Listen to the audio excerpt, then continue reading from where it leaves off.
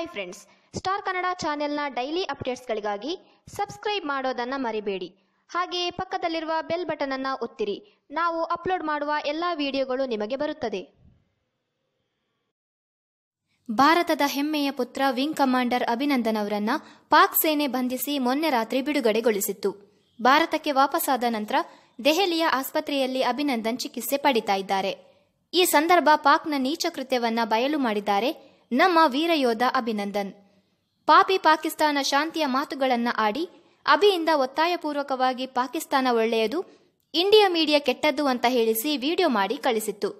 ಆದ್ರೆ ಈಗ ಅಭಿನಂದನ್ಗೆ ಆಸ್ಪತ್ರೆಯಲ್ಲಿ ಚಿಕಿತ್ಸೆ ನಡೀತಾ ಇದೆ. ಈ ಸಂದರ್ಭದಲ್ಲಿ ಅಭಿನಂದನ್ ಅವರು ಪಾಕ್ ಸೇನೆ ದೈಹಿಕವಾಗಿ ಹಾಗೂ ಮಾನಸಿಕವಾಗಿಯೂ ಹಿಂಸೆ ನೀಡಿದೆ.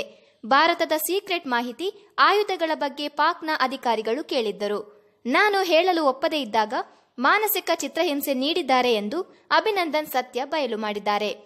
ಇನ್ನು ಅಭಿ ಪಾಕಿಸ್ತಾನದ ವಶದಲ್ಲಿದ್ದಾಗ ಪಕ್ಕೆಲುಬು ಮುರಿದಿದೆ, ಅಲ್ಲದೆ ಮೂಗಿಗೆ ಕೂಡ ಏಟಾಗಿದೆ, ಬಲ ಕಣ್ಣಿಗೂ ತೀವ್ರ ಪೆಟ್ಟಾಗಿದೆ, ಹಣೆಯ ಮೇಲೆ ಕೂಡ ಗಾಯದ ಗುರುತು ಪತ್ತೆಯಾಗಿದೆ.